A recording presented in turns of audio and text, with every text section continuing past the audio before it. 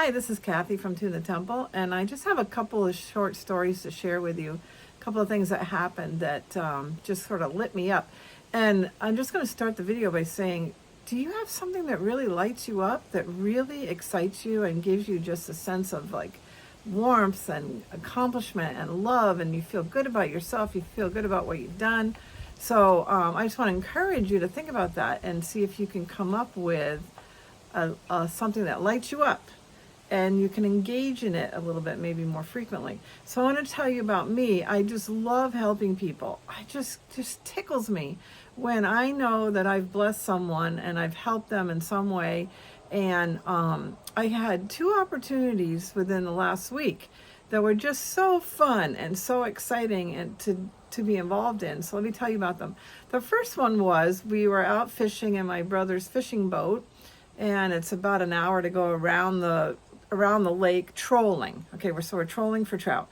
And just as we were basically across the pond from my parents' camp, we were coming upon a camp of an elderly gentleman who's been friends with my parents for years. And I noticed that he was out on his lawn tractor, and I was like noticing that he was getting stuck and trying to go forward, trying to go back. And my niece noticed it as well. And so we were both like, oh, look, he's stuck out there in his lawn tractor. And so we turned to my brother and we're looking at him because he's driving the boat. And he's like, should we go back? And we're both like, yeah, we should go back. So we had to reel in our lines. You know, you can't just stop a boat when you're trolling. You got to bring in your lines all the way. And then we turned the boat around, and my brother and my niece jumped out of the boat. And my brother gave me this instruction: just hold on to this gentleman's boat, hold on to his boat with our boat, and you should be fine. Well, the wind was whipping like crazy, and I was holding on for probably like 10 minutes trying to prevent this boat from drifting off. I don't know how to start the engine. Oh my gosh, I don't know what it would have done. So anyway, I watched them, the two of them, go running into the house. They come back out, and my brother proceeds to push my niece on this lawn tractor out of the stuck mode. And then they disappear for a while. They check on me to see if I'm doing okay.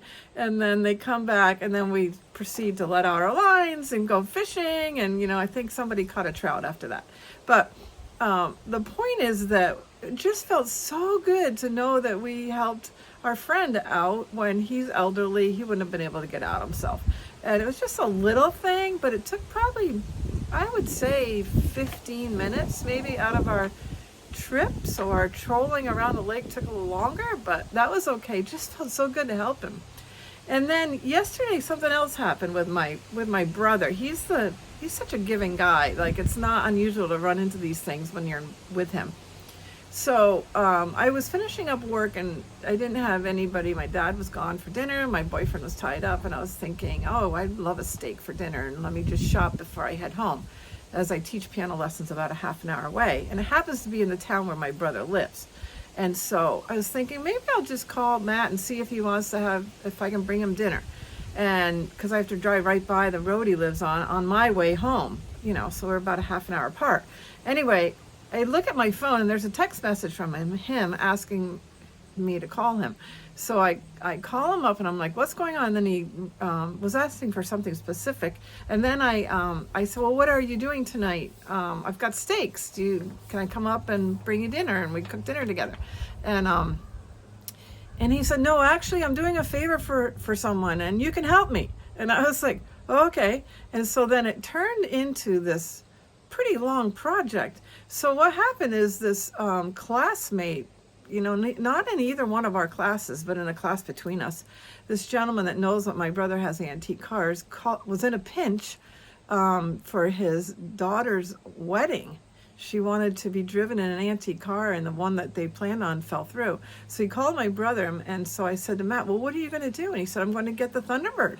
I'm getting the convertible T-Bird, and I'm going to drive it to their house, and you can help me. You can meet me there and drive me home. And all of a sudden I'm thinking in my brain, okay, so I got to drive a half an hour to get from where I am to where I'm going. And then I got to pick my brother up, and then I got to drive him a half an hour back to his house. And then we're going to have dinner together. And then I got to drive a half an hour back home.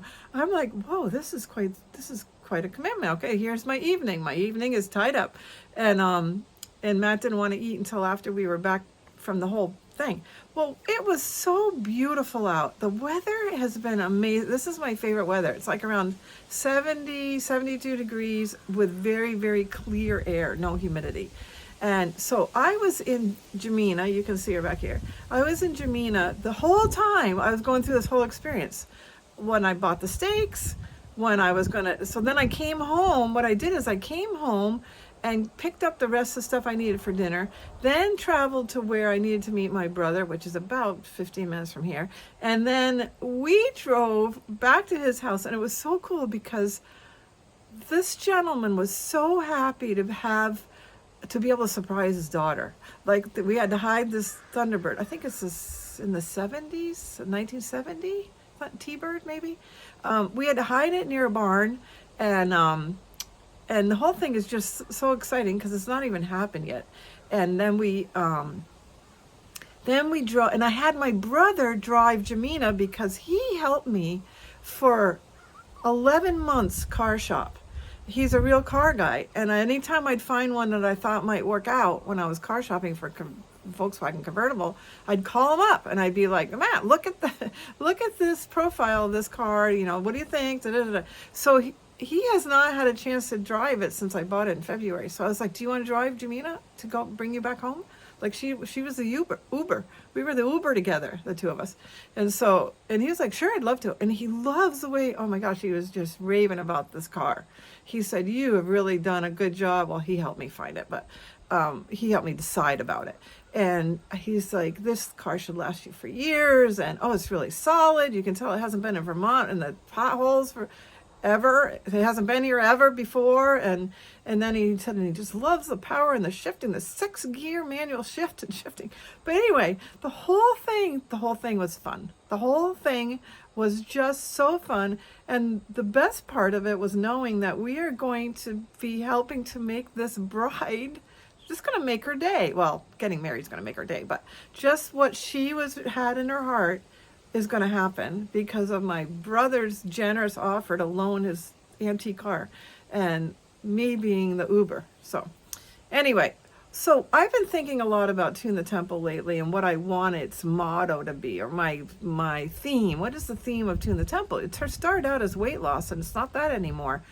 But it's about like taking better care of ourselves so that we can then have more to give others. It's about like tweaking your life, tuning things up, or fine tuning like an instrument, your life, so that you not only feel better yourself and have more peace and maybe less stress.